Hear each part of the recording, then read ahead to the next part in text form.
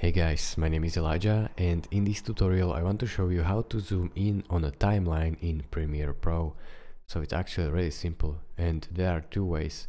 The second way is a little bit faster, so wait on that.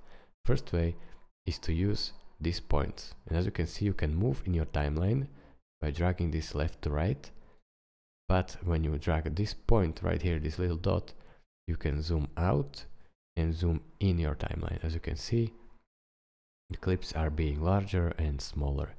You can do it even faster. When you are working on timeline, you are clicking everywhere, so you don't want to always finding this little spot where you can zoom in. So basically, if you have to do it like this, press Option or Control if you are on Windows. It could be also Alt, so try Alt or Control and zoom in with your mouse wheel.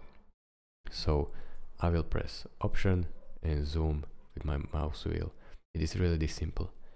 Thank you guys for watching. If this video was helpful to you, consider subscribing and liking this video, and I will see you in the next tutorial. Bye bye.